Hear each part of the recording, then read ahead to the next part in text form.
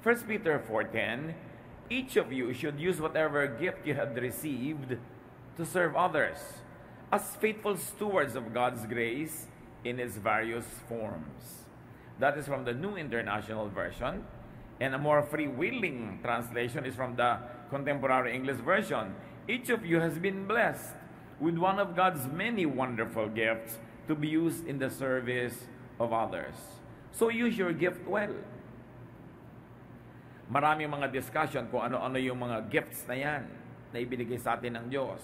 Maaaring yan ay talent, maaaring yan ay skill, o a very special spiritual empowerment for us to reach out to people and touch them in the daily course of their lives. Basta't mga bagay na kakaiba, makapangyarihan, special, na ibinigay sa atin ng Diyos para tayo makatulong sa kapwa, gift yon. At lahat daw mayroon. Sabi, each of you. Everyone, therefore, has a calling. Everyone is counted. Kung minsan sobra tayong umaasa sa mga specialists, hindi na pwedeng mag-counseling pagka walang trained counselor. Hindi na pwedeng mag-preach pagka hindi trained sa seminary. Hindi na pwedeng mag-handle ng mga iba't ibang ministries kung hindi specialista. Pero dapat alam din natin na ang bawat isa may kakayanan. For the sake of organization or speed, or for the sake of being effective, sometimes we rely on specialists, but that should not always be the case. Sabi ng binasa natin, each of you has been blessed. So calling is a blessing. Calling is accompanied by a blessing. Hindi natin dapat tingnan yung giftedness natin as a burden. Kaya mga iba, ito mayaman. Hindi ako mayaman. Sa takot na laging sigurong mahingan o laging siya ang tutulong. Ito magaling kumanta. Hindi ako magaling. Sa takot na ma-assign, magkaroon ng mga pananagutan. Pero sabi, blessing yan. Huwag nating mamaliitin ang mga gifts na binibigay sa atin ng Panginoon. Ang galing-galing mong mag-preach. Hindi naman. Pwede mo sabihin, thank you for saying that, but praise God. Thank you for telling me. Sabing, alam mo, ang husay-husay mo mag-counsel. Ay, salamat sa Diyos. Thank you. Praise God. Dahil dapat tayo magpasalamat, blessing yun. And we must never sacrifice the truth for the sake of modesty. Pagkabigay ng Diyos, i-celebrate, kilalanin, iangat, hindi yung tao, kundi yung nagbigay ng gift. Pero huwag nating babaliwalain yung mga kakayanan na ibinibigay sa atin ng Diyos sa parang binabaliwala natin yung nagbigay. Each of you has been blessed with one of God's many wonderful gifts. So everyone has at least one gift. Loosely, let us use the word gift for kakayanan, talent, skill, specialty. Gusto niyo mo maging spiritual? Anointing. Na pagka yun ang ginagawa mo, ang mga tao, nabe-bless talaga. Lahat daw meron. Alam nyo na po ba kung anong gift nyo? Walang zero. Kaya walang excuse ang sino man na hindi mag-participate. At ano daw yan? Each of you has been blessed with one of God's many wonderful gifts. So the gift is God's. It comes from God. It belongs to God. Kaya kung ano man yung gift natin na yun, pahiram yun ng Diyos, inihabilin, ipinagkatiwala, dapat gamitin kung ang sang-ayon sa kanyang kalooban. Kung ano ba ang gusto ng Diyos na paggamit doon sa kanyang gift na yun. Each of you has been blessed with one of God's many wonderful gifts. So the gifts are many, varied, rich, and complete. And they are wonderful. The gifts are wonderful, awesome, powerful. And 1 Corinthians 12:7 adds a dimension to our understanding of the gifts. The Spirit has given each of us a special way of serving others. From the NIV, now to each one, the manifestation of the Spirit is given for the common good. In other words, sa bawat isang tao, merong ibinigay sa kanya ang Espiritu na makikilala mo yung Espiritu dahil sa kanya. Dahil nasa kanya yung presensya ng Espiritu, at least in one special area of life, of ministry, of service. Sabi, binigyan ang bawat isa for the common good. What does that tell us? Magaling kang mag-counsel para sa kabubuti ng lahat ng members ng community o ng church. Magaling kang kumanta para lahat ng member ng community makantahan mo.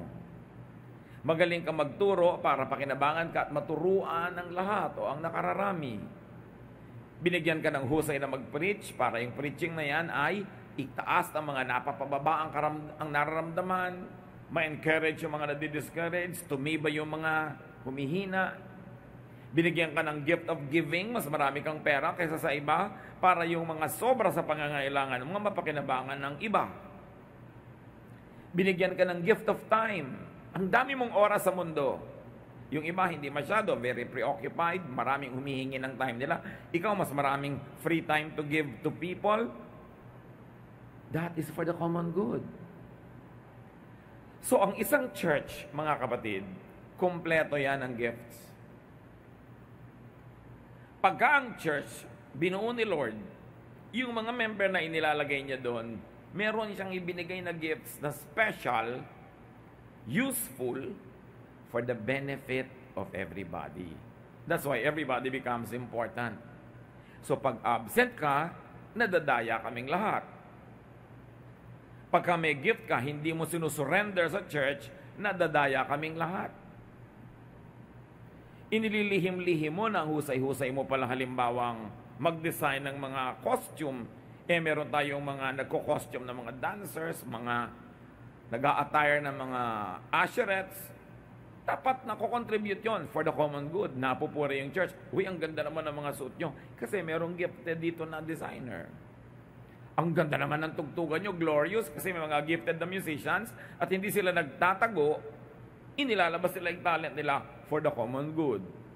Ganon din yung mga singers.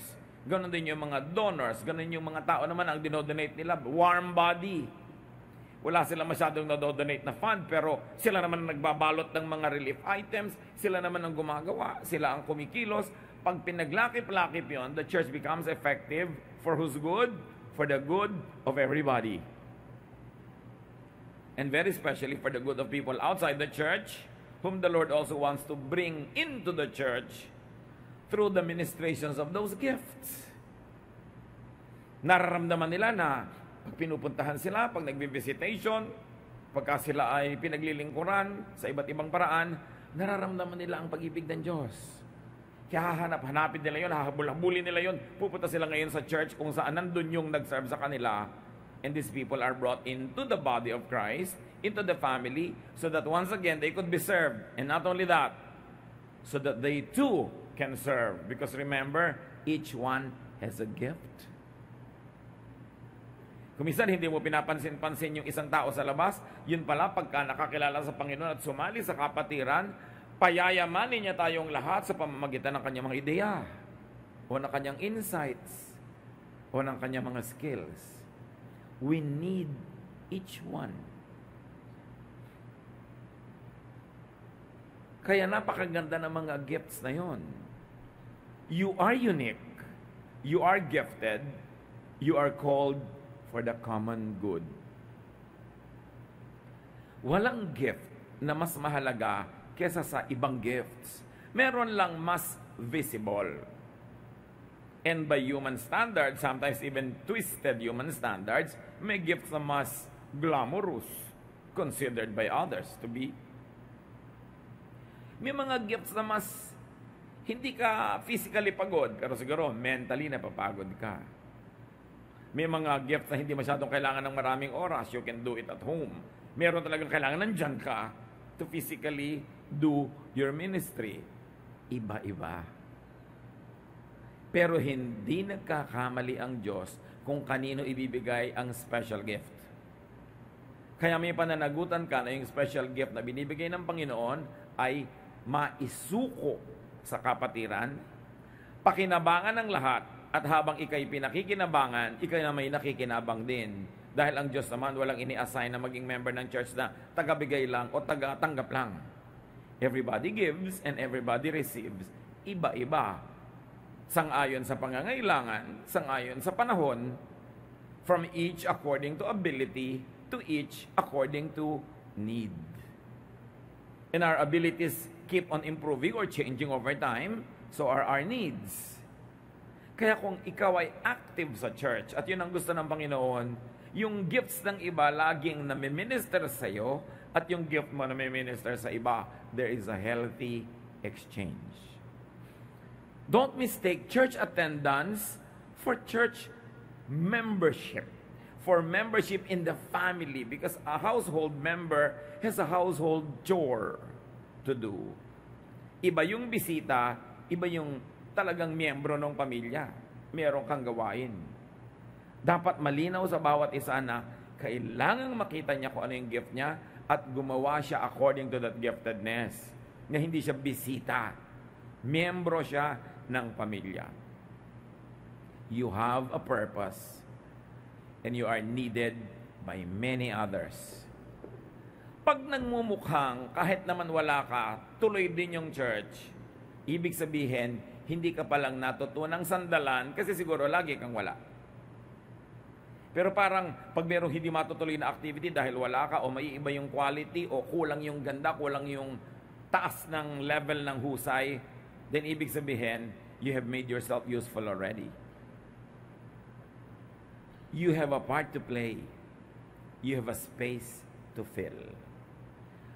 Mahalaga na unawain, dibdibin, at talagang isakatuparan ang tunay na kahulugan na maging anak ng Diyos. Maging miyembro ng isang kapatiran, ng isang fellowship, ng isang church. Na hindi lang tayo pumupunta para makinabang, hindi ka rin naman pumupunta para magamit ka lang at pakinabangan, kundi ang lahat may ibinibigay at may kinukuha. Ganun ang maging kahulugan ng bahagi ka ng pamilya ng Diyos. Each of you has been blessed with one of God's many wonderful gifts. So a gift, as we have been saying all along, could be talent, knowledge, skill or capacity, strength or power. Kung minsan, meron kang mga nakikitang naka-project sa screen na mga kanta, mga words sa mali-mali yung grammar, bakit mo napapansing mali? Kasi gifted ka, probably with knowledge. You know good grammar. If you always notice it, especially if it annoys you, you can volunteer and say, I will come 1 hour before the worship and review all the things that you will project, and I volunteer to correct all wrong grammar for God's glory and for everyone's benefit. Pag nakakakita ka kapatid ng reklamo sa church, it's probably very valid. But you know why it's being corrected? Kasi nagre-reklamo ka lang, pero hindi mo inilalagay yung warm body mo para solving yung problem na yon. Parang may mga kapatiran tayo na sabihin, bakit ang luma-luma naman ng mga banyo? So ang ginagawa nila, sila na mismo ay nagre-repair. Dala-dala nila yung tauhan, dala-dala nila yung mga tiles, binabakbak nila o di gumanda. Tumigil sila. Hindi sila tumigil sa pagreklamo lamang. Meron silang ginawa. Kasi pag ikaw ang nakakapansin ng kulang, ibig sabihin, alam mo kung anong dapat nandun. Sino ang inaasahan mo ngayong maglalagay nun? Anghel? Sa church naman, 99.99% ng lahat ng tao, volunteers lang, bihira naman talaga yung worker ng church, konti. At pag inasa mo sa kanila lahat ang gagawin, edi hindi magagawa lahat. Dahil nga wala, dapat na mayroong ideya na para silang bisita. Pag sinabi niya ng mga silya dito, ang alikabok, sa susunod, pagdating mo, may dala ka na ngayong magagandang basahan. Aagahan mong dating, pupunasan mo lahat, o di hindi na maalikabok. Pag ang reklamo mo patuloy na paulit-ulit, ibig sabihin, wala kang ginagawa para solve yun, inaasa mo sa iba. Hindi ka naman pumupunta sa mall na may mga may-ari, may mga tindang pinagtutubuan ka. At aasahan mo ngayong good service. Dahil sa church, bawat isa may gift. Bawat isa may pananagutan. At kung ikaw ang nakakapansin ng kulang o weakness, ikaw ang tinatawag ng Diyos para yun ma-solve. So masisisi ka rin kung ang tagal-tagal na hindi pa nalulutas.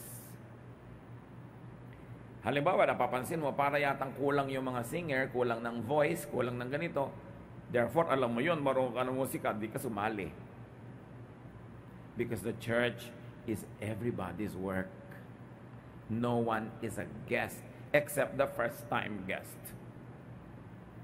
Ngayon, first-time guest ka, bumalik ka ulit dahil gustuhan mo. Pagbalik mo, don't behave like a guest anymore. You're already a member of the family. Dahil gusto mo pala na be-bless ka, so magiging blessing ka rin. Alam niyo, pag ginawa natin lahat yon, the churches of the Lord, the local churches everywhere, will be more wonderful than they are now. More powerful, more effective. Therefore, it is for everyone's benefit. Kailangan willing ka. Hindi pa tapos yung closing song, nagtatatakbo ka na palabas para mauna kang umalis sa parking lot. Ba't ano yung pinag-aapura? Hindi yung gusto mo, yung nakareserve ang isang buong row para sa mga kaibigan mong wala pa, tapos may mga wala nang maupan, nagkakainisan na tuloy, nagsisimula pala yung worship, meron ng masasamang espiritong nakakubabaw sa mga tao because people are not behaving responsibly. May dala-dala kang bata, maganda, nang nakakarinig din, pero gaano katagal ang attention span ng bata? So nakabantay ka, pagka alam mong medyo naglililikot na siya, kinakalog-kalog na niya sa yung silya nung katabi mo, babantayan mo na yung bata dahil hindi ka na blessing nun. Kaka-anoy ka na nun. Yung tao ngayon naiinis na, nagngangad, gusto na niya talagang sabukain yung batang dala-dala mo. Pumunta siya dito para ma-bless, umuwi na iinis. Sinong may kasalanan? Ngayon sabi mo, iaasa natin sa mga asheret. Hindi naman lahat ng asheret, nakikita lahat. Tsaka kung minsan yung asheret, 2 weeks pa lang, hindi pa siya sanay. Minsan pandilatan lang ng medyo masungit na mga attendee. Yung asheret, nagtatago na doon sa may likod dahil volunteer din naman siya. So meron kayong nakikitang kalat, damputin nyo. Nakikita nyo yung bata, sawayin nyo. Lalo kayo yung magulang. At kung nalilimutan ng magulang dahil aliw na aliw siya, ipaalala nyo. Pananagutan nating lahat na magkaroon ng kaayusan. Hindi yan assignment ng 3 o 4 na tao. Pag na-realize natin that the Lord is the head of the church and the body is His body and all of us are parts, we should all function so that it works well. So there's that power to help, to uplift others for the well-being of the community. Pag pupunta pa lang tayo sa church, handa na natin yung loob, I will contribute to the well-being. Pag may nakita ko na kasi mangot, hindi ko sasabihin, ang suplado naman mga tao dito. Ako na unang ngingiti. Baka nagkaroon siya ng trahedya ngayong maghapon. Baka ang dami niya naging problema. So, imbes na intindihin niya ako, akong uunawa sa kanya. Kasi alam niyo mga kapatid, iba-iba din tayo ng oras ng strength. May panahon, kaya mo naman na ikaw yung giver. Giver ng smile, giver ng attention, giver ng pasensya. Tuwing kaya mo, ikaw ang mag-assume ng role na yon. Para sa konting panahon na hindi mo kaya, alam ng Spirit, a-assignan ka naman niya ng tutulong sa'yo kasi sa panahon na yon, hindi mo kaya. Ganon din sa pamilya. Bakit nagtatagal yung mga mag-asawa? Kasi pagka alam mong inis na inis yung asawa mo, ikaw naman, medyo kaya mo naman pagpasensyahan, ikaw na yung nagpapasensya, hindi mo na sinasalubong. Kahit pagod ka rin nung maghapon na yon, pero alam mong mas pagod siya, mas giver ka ngayon. Other times, mas kaya niyang siya naman yung umunawa, ikaw nang uunawain niya. Bigayan lang. Panahon. Kasi iba-iba lang tayo ng panganahon ng kahinaan at kalakasan. Remember, meron tayong pananagutan sa isa't isa. Hindi pananagutan ng pastor na ang lahat pasayahin. Hindi pananagutan ng usher na ayusin ang lahat. Kung saan ka naka-assign, dapat ayusin mo yon. Be the soul wherever you are standing or sitting. Kung saan ka inassign ng Diyos na lugar, napalagay ka doon, ikaw ang maging espiritu doon na representative ng Diyos. Diyos ng kaayusan, Diyos ng kalinisan, Diyos ng pag-ibig, Diyos ng pagpapatawad. Ba't ka pa nakalagay doon? Ngayon kung nakalagay ka doon, tapos ikaw yung very demanding, kailangan ikaw yung paglingkuran, ikaw dapat ang sundin, ikaw dapat ang sumaya, hindi ganun ang church membership. Sumali ka sa country club, magbayad ka ng mahal para pag hindi ka pinapasaya ng mga therapist doon, magreklamo ka dahil nagbabayad ka ng membership eh. Nagbabayad ka ng ganito, meron ka mga monthly dues, may inaasahan kang ganon. Pero sa church, hindi ganon. Kahit ka pa donor. Kasi mo, ang laki-laki ko mag-donate dito, dapat sa akin nakatapat yung electric fan. Gusto mo, folding bed na ilagay sa iyo at ipedicure ka habang nagwo-worship. Kaya ka nga nakakapagbigay ng malaki. Bakit? Kasi ang laki na nang naibigay sa iyo ng Diyos eh. Recipient ka na bago ka maging giver. Dahil ano maibibigay mo kundi binigay sa iyo. So kailangan walang yabang. Kaya lang ako nakakapagbigay ng malaki kasi binigyan ako ng malaki ng Diyos. So I do it thankfully. Hindi ako mag-e-expect ng VIP treatment. Pag dinibdib natin yon, sasaya yung church. Yung konti na masungit, konting wala sa mood, mapapasaya sila nung iba, mauunawa sila. Hindi, ay, ayaw mo kumibo, hindi na rin kita kikibuin. Hindi ganun yung church. Gigising ka tuwing umaga at kada oras nagde-decide ka, ako ba ang giver ngayon o talagang kailangan ako yung recipient? And most of the time, kaya natin na tayo yung giver. So, meron akong mission. Yung makatabi ko, tutulungan ko. Baka meron akong kasabay naglalakad na nanghihina na pala, nahihilo. Baka pwede kong ihatid. Yung palampasin natin, yung ibig sabihin ng church, sa pag-upo at pakikinig, so, wow, ang ganda ng message, sa kakabless, tas uwian na, tas walang talab. Pagka ang pag-ibig ng Diyos, nararamdaman ng tao from us, from the other brothers and sisters, they will keep on falling in love with the church. And they will be encouraged to love the church more and to be better givers of time, talent, treasure, whatever it is, and everybody will be enriched. Pero pag nagkanikanyang selfishness, nagkanikanyang self-preservation, nagkanikanyang domain and territory, it will be a divided body and it will not be happy. So each of you has been blessed with one of God's many wonderful gifts to be used. The gift is for a purpose. It is to be employed. Hindi siya dekorasyon. Dapat may saysay. And it is to be used in the service of others. Ang anak ng Diyos tuwing nasa kapatiran, naghahanap ng mapaglilingkuran. At kahit wala siya sa kapatiran o sa church, naghahanap pa rin siya ng mapaglilingkuran because through the service that this person will give, the one who is served will feel the love of God and will be drawn to that love because love is always attractive. Bakit yung mga iba, tinext lang 3 beses ng office mate na in love na? Because pinapansin. Attention is addictive. Tenderness is addictive. Love is attractive. So dapat ang attraction ng church, beyond its eloquence, beyond its intellect, is its love. Because love is always relevant. And that's what everyone needs. Huwag lang nating isipin, kailangan ko may magmahal sa akin. Ganyan yung mga mag-asawa, kaya nag-aaway. Yung mga magnobyo, nag-aaway.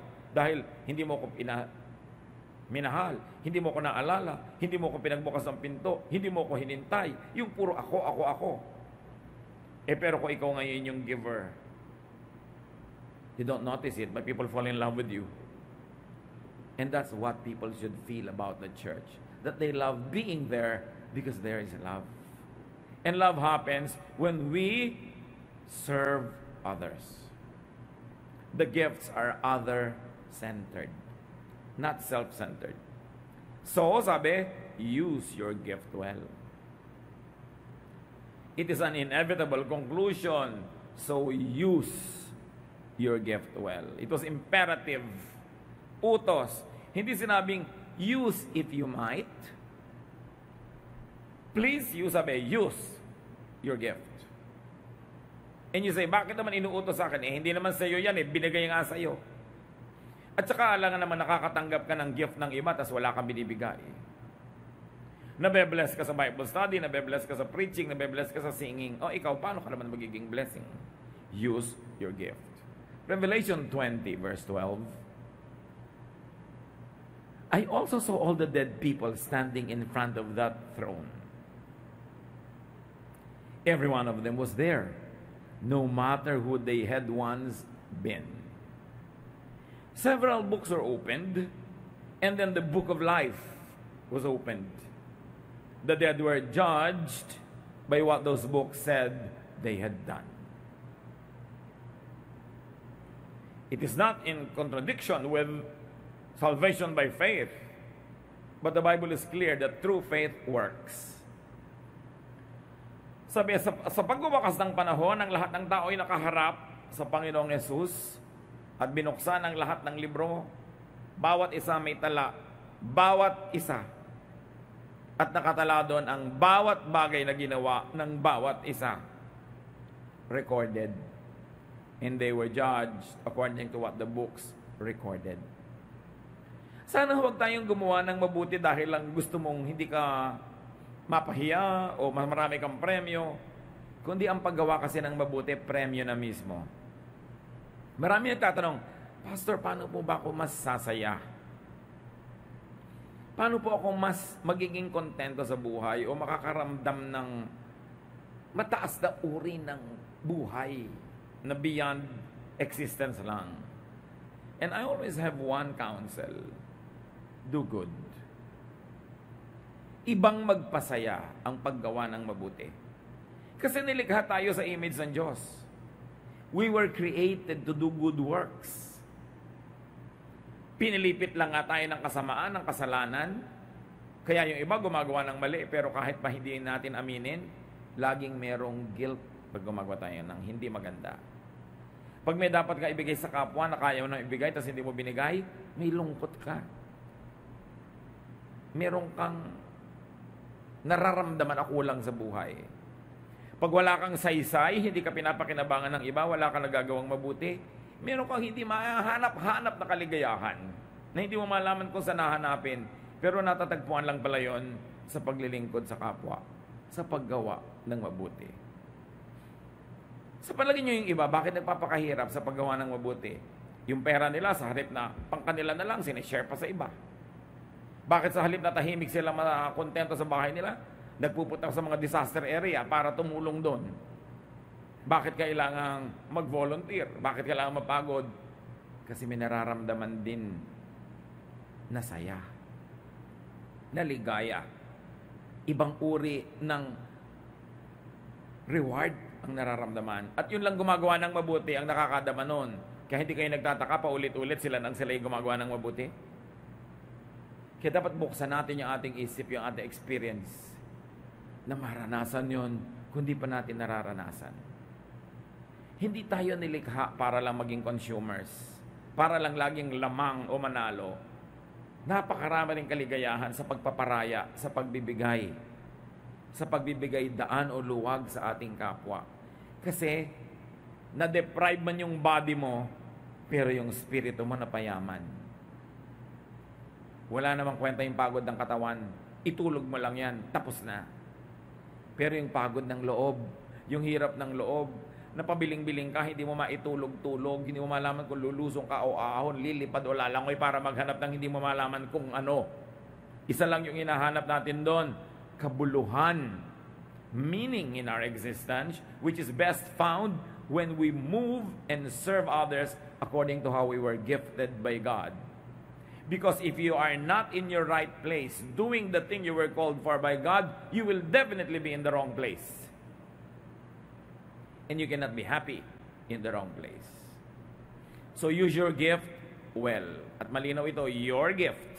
Hindi gift ng iba. Hindi naghahanap ng volunteer. Nag-a-assign ka ng ibang volunteer. Kailangan binovolunteer mo sarili. Use your gift. And use your gift well. Hindi basta-basta. Quality service. Ang daming nalulungkot na tao, ang daming nade-depress, kailangan pang clinically i-alter ang kanilang body chemistry. Kailangan pa silang i-counsel, kailangan pa silang i-therapy. Pero ang lihim lang, be in your right place. Siyempre, kung orchid ka, hindi ka sasaya kung nasa desert ka kasi matutuyo ka doon. Dapat maraming moisture para sa orchid. At hindi ka dapat naka-expose sa araw. Dapat medyo shady yung lugar. Kasi doon ka inassign ng Diyos. Kung cactus ka, inassign ka ng Diyos sa mga buhangin na lupa. Hindi sa loam or clayey soil. You will not be happy there. Kung ibon ka, hindi ka sasaya na nasa ilalim ka ng tubig. Dapat lumilipad ka. Kung isda ka naman, unless you're a flying fish, hindi ka sasayang pinipilit kang lumipad. Maraming tao ang gulo-gulo ng buhay. Hindi masaya, parang hilong talilong na hindi malaman kung saan pupunta, saan ilalagay ang sarili. Kasi nga wala sa tamang lugar. Paano po ako malalagay sa tamang lugar? Manahimik ka, suriin mo kung ano ang gift sa iyo ng Diyos. Kaya hindi po tama yung dahil successful dentist kayo, pipilitin nyo maging dentist yung anak nyo. Kung yun ang calling nyo yun, pero calling ba niya? Pwede rin naman talagang calling niya pero pwede rin hindi. So hindi ko mo, anak, naging successful mayor ako, magiging mayor ka rin. It doesn't follow. Ang mga pamilya natin, puro ganito ang profesyon. Kasi ikaw magiging ganito. Bawat tao, binigyan ng kani-kanyang gift. And excellence is expected. Do not be hindered by your gender when you are going to surrender your gift. By your age, or marital status, or your disability. Excuse yan or even your relationships. Being a daughter, a sister, a husband, a wife, a mother, a brother, hindi dapat yan hadlang. Sabi sa Psalm 90 verse 12, teach us to use wisely all the time we have. Gaano kahaba ang buhay? Maiksi lang. Pero sabi nga ng iba, life can be short and you live only once. But if you live it well, one lifetime should be enough. Dapat kasya na. Pag tinatawag ka na ng Panginoon para sumakabilang buhay, hindi ka na humihingi ng tawad o extension dahil, kasya na. Nagawa ko na ang dapat gawin. Naibigay ko na ang dapat ibigay, natanggap ko na ang dapat tanggapin, lumagay ako sa aking lugar, naging blessing ako sa iba, na-bless ako ng iba, tatawagin na ako ni Lord, o di pwede na. Kailangan lang you live it well. Identify the gifts God gave you. Ano po ba, pastor, ang gift na binigay sa akin? Paano ko malalaman? Usually, that which you love doing. You begin with your love because God is love. What do you love to do? Kung hindi mo love gawin yon, malamang hindi yun ang calling mo. Or hindi ngayon, baka next week, maiiba ka na, mag-develop ka, malove mo na, pero baka hindi pa ngayon. Pero usually, it is the what you love doing. So, madali na yan. What do you love doing? Pero meron pa. People love and appreciate when you do it. So, masaya kang ginagawa mo yun, pero hindi lang ikaw masaya, masaya din yung iba na ginagawa mo yun. Halimbawa, preacher ka, masaya ka mag-preach, pero dapat yung pre-preachan mo, masaya din. Hindi ikaw lang ang masaya. Singer ka, gusto mong kumanta, ang saya-saya mo, pero lahat naman ng tao, sumakit ang mga tenga, hindi mo gift yun, kasi ikaw lang yung masaya, yung iba hindi. Dapat habang ginagawa mo yon, likas na likas sa'yo, bumubukal, masaya ka, at yung ginagawan mo, masaya din. And there's also one more standard. People become better when you minister your gift. Yung magkagalit, na pagkakasundo mo, ang galing mong peacemaker, gift mo yan. Pero pag napapasin mo, yung mga magkakagalit, yung sasali ka lalong gumugulo, hindi siguro yun ang gift mo. So, merong nalilito pagka ipinanalangin mo, hindi man lumiliwanag lahat pero nagkakaroon siya ng contentment and peace, may gift ka of praying for people. So, gusto mong gawin? Gusto ng iba na ginagawa mo at maganda ang bunga para sa kanila at para rin sa'yo. Ito yung ginagawa mo yon. Ano man ang gift mo, kapatid, develop and use your gifts. Tungkulin mo yun sa sarili mo, nang may mailista naman doon sa libro na pag binuksan, may laman. Ikaw lang ang pwede maglagay doon, hindi ang iba. This is the way to find more meaning and to be more meaningful now. Kung mayroong hanggang ngayon hanap pa rin ang hanap ng kanyang kalulugaran sa buhay, consider ministering your gifts to people. Hindi yung mag-aaral ka ng isang course dahil yun ang usong course. Kaya ang dami nag-aaral ng nursing, nung gumraduate sila, ang dami na palang nurses, hindi ngayon makahanap ng work kasi ang sinunod yung uso. Nag-aral ng culinary arts kasi uso, pag-graduate niya, lahat na chef, so wala siyang ilagyan.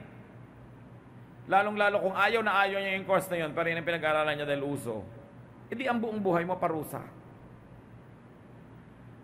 Pag meron kang gagawing profesyon, tapos hindi mo gusto, pero dahil lang malaki ang kita, o dahil lang yun ang uso, dito yung magtatrabaho ka. Halos mainis ka sa sarili mo. Ba't mo paparusahan ang iyong buhay? So, to find more meaning and to be more meaningful, be in your right place. Develop and use your gifts to gather for yourself treasure in heaven. Either that heaven is the place where the dead go, or that heaven is in your heart. Now, when you do the right thing, you will be rich inside your heart. Use your gifts to enjoy great fellowship. May mga nagtatanong pa sa akin, Pastor, paano po ako makakakita ng responsableng partner in life? Ang isa sa mga sinasabi ko, mag-socialize ka sa mga activities ng mga responsible people lang sumasali. O kaya meron kang free time, mag-volunteer ka halimbawa sa pagtuturo sa mga piping bata. Ang makakasalamuha mo doon, meron din ganung heart. Pero wala kang magawa, nakakalat ka sa mall, di ang makikita mo din doon, yung mga nakakalat din doon, pareho kayong kalat. Gusto mong maging makabuluhan, magbo-volunteer kang tumulong halimbawa sa mga may leprosy, sa Tala Leprosarium. Ang makakasama mo doon na kapwa mo volunteer, meron din ganong heart. Saan mo inilalagay ang katawan mo? Saan mo ikinakalat ang iyong sarili? Kasi yung mga makakasalamuha mo doon, birds of a feather, flock together. Gusto mo magkaroon ng matitinong kaibigan, responsable, makabayan, komunista, o kaya pasista, makakaliwa, makakanan, depende kung saan mo didadala yung katawan mo. So naghahanap ka, saan ako lalagay? Anong mga association ang sasalihan ko? Saang church ako magiging active? Anong mga club ang pwede kong salihan? Anong mga pwedeng volunteer work na gawin ko sa sarili ko? Anong extra courses ang pwede kong gawin? Mag-aaral ba ako ng cooking o painting o ikebana? Anong gagawin ko sa buhay ko? Pero kailangan isipin ko kung saan ako dapat nandun, yung bagay sa akin. Hindi yung mga ibang estudyante nag-enroll sa isang kurso dahil lang maiksi ang pila nung registration. Pinadali mo yung pila pero yung buhay mo humirap dahil napapila ka sa submarine engineering. Diba? Hindi mo naman buhay yun. Kuminsan sa kagustuhan nating mapadali ngayon, ang mahirap yung kasunod. Pero pag willing kang hirapan ngayon sa tamang paraan, papadali ng papadali dahil yung foundation mo, tama. Develop your gifts. Use your gifts to enjoy your time, your talent, your treasure. Ang isa sa mga pinakamasasarap na karanasan sa buhay, meron kang makasama o maligiran ka ng mga taong sang-ayon sa iyo. So, makihalubilo ka sa mga kasang-ayon mo. Kasi ang daming tao, merong 1, 2, 3, 4, 5 hanggang 10. Ito ka pala, ba't ka babarkada sa 8? Di hirap na hirap ka lagi maghabol. Pwede ka magbarkada sa 3 o 4 para medyo ka maangat, pero yung 7 ang layo. Tsaka mapapagod naman siya, 2 ka lang, 7 siya. Di buhat-buhat ka niya. Pareho kayong pagod. So, sabi na matatanda, lumagay ka sa lugar. Yung tama para sa iyo. Hindi ka naman mayaman, babarkada ka sa mga mayayaman, pagod na pagod ang magulang mo na magsustento sa mga hirap na hirap kayong ma-afford. Na yung mga kabarkada mo, easily they can afford because likas silang mayaman eh. Kaya kumisan, mahirap din yung ang anak mo, i-enroll mo sa isang napakamahal na school. Na pagka nagtipid kayo ng ulam, nagtipid kayo ng kuryente, nagtipid kayo ng ilaw, nagtipid kayo ng damit, nagtipid kayo ng pasyal, ma-afford mo siyang ibili ng ibayad ng matrikula. Pero talagang halos mamatay na kayo para lang ma-afford yon. Yung mga kaeskwela niya, likas na likas lang, kayang-kaya nilang gawin. So sa palagay niyo, sinong hirap makibagay at makisama sa ganon? Ano bang iibigin mo? Pinakamalaki ang bahay mo sa Barangay 24? O pinakamaliit sa Camellia? Pinakamalaki ang bahay mo sa Camellia Homes o pinakamaliit sa BF? Sa ka malalagay yung naghahabol ka, hirap na hirap ka, o yung medyo kampante ka na, relax ka? Kasi yun naman ang likas mo eh. Bakit mo pipilitin yung hindi mo kaya? May mga ganyan minsan mga wives na napaka-kaparo. Gusto yung mga anak mo, exclusive school. Pag napagod na yung asawa, nag-smuggler na, nag-drug pusher na, nag-lahat na, hindi ma-afford. Pero kung itong babae, nag-ayap siya. Baka nato naman sa eskwela niya dati, o mga kaibigan niya, na din nasa exclusive school. Pero halos wala na silang training.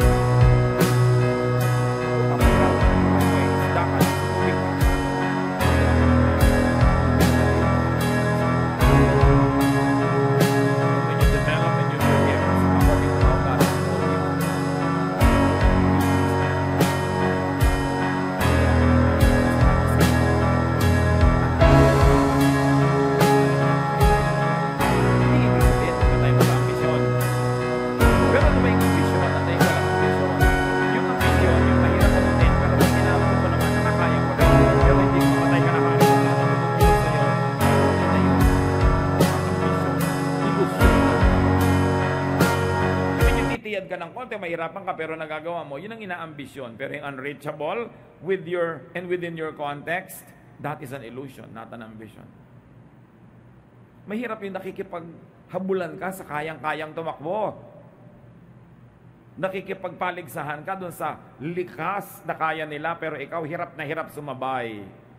Why live that way? So kailangan meron tayong ginagawa, at sa ginagawa natin may nakikinabang. At pagharap natin sa Diyos, meron tayong maipakita. Ano yon? Anong accomplishments? Anong tunay na accomplishments? Hindi yung ang dami mong award.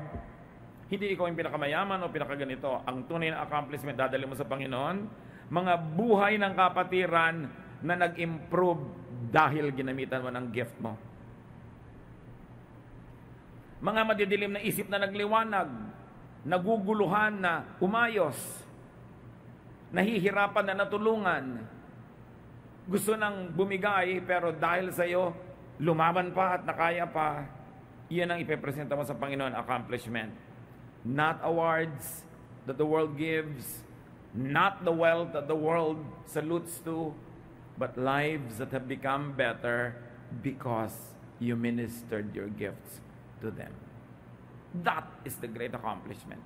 And God will be very pleased because each of those lives are persons God loves.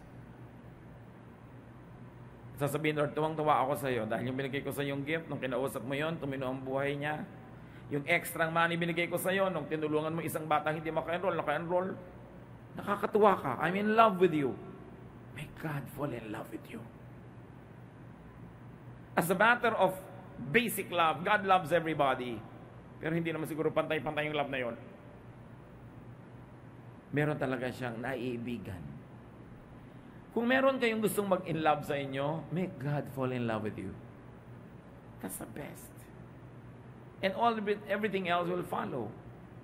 Knowing that there is a record, and God will open the records. Matthew 25:23.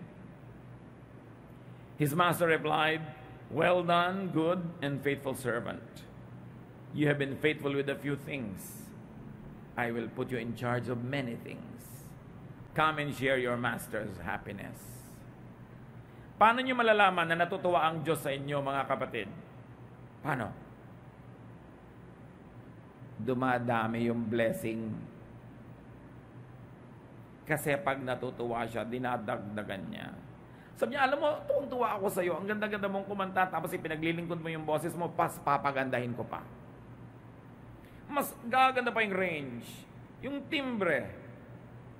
O ikaw, binebless kita ng kayamanan, tuwang-tuwa ako sa iyong charitable work, tuwang-tuwa ako sa kabutihan mo, dadagdagan ko pa yung kayamanan mo. Kasi pag gusto ng Diyos dagdagan, walang makakapigil. Pag ayaw niya, walang makakapilit. So tingnan mo lang, nadadagdagan ba yung, umaasenso ba ang buhay ko? Umaasenso ba ang talent ko? Nag-i-improve ba ang aking skill? Dumadami ba ang aking resources? Doon pa lang malalaman mo na kung natutuwa sa iyo ang Diyos. Hindi yung kung sino-sino ang sisisihin mo. Pag gusto ka ni Lord i-bless, walang makakapigil. Pag ayaw, walang makakapilit. So, ang Diyos ang kausapin mo. Because you are gifted, be a gift where you are at the moment. Life is not made up of great and heroic sacrifices in the distant future. It is made up of little good things that you do where you are at the moment. Eto ako ngayon, etong kakayahan ko, may nakikita akong need, pagtutugmain ko yon, yun ang greatness. Hindi tayo lahat magkaka-chance mabaril sa luneta. Ibigin nyo man, pero siguro ayaw nyo. Hindi tayo lahat mamumuno ng mga himagsikan o magiging presidente. Hindi tayo lahat magiging senador dahil ganito, dahil ganyan. Hindi lahat magiging ganon. Pero lahat may kakayahan na maging dakila. Kung gagawa ka ng mumunting mga dakilang bagay, kung saan ka naroon sa oras na yon. Yun ang mahalaga. At nagmamasid ang Panginoon. Huwag tayo mag-aksaya ng chance. Every day, life is full of heroism.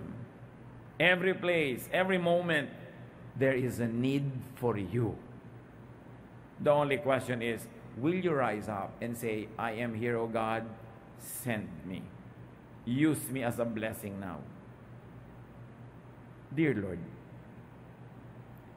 nagpapasalamat kami sa inyo dahil binibigyan nyo kami ng halaga. Pwede naman kayo magpaandar ng lahat ng bagay automatically, pero bakit kailangan pa kaming sumali? Because you want us to feel good about ourselves. Because you want us to feel needed, and you want us to need other people, so we will value them also. Open our eyes, our minds to this truth, that we are not alone, we are not individuals, we are parts of one great body. And your Son Jesus is the head of that body. Turuan mo kaming suriin ang mga binigay mo sa aming kakayanan at maging matapat kami sa pagkakaloob nun sa iba. At maging makumbaba kami, Lord, na tumanggap din ng mga kaloob galing sa iba. Because you have created us to need one another and to answer the needs of one another. Pagbulay-bulayan natin, mga kapatid, nagkukulang ba tayo sa pagbibigay o nagkukulang tayo sa pagtanggap? Maaring bigay tayo ng bigay pero ayaw nating tumanggap. Hindi rin pwede yon. We must participate. As we inhale, we exhale. As we give, we receive. That's what life is about. Panginoon, sa amin pong pagbubulay-bulay, ipakita mo sa amin kung kulang kami sa pagbibigay o kulang din kami sa pagtanggap. Maaring may pride pa kami. Maaring ayaw naming kumilala sa gifts ng iba. Pakita mo sa amin yung ganda ng interdependence in one another.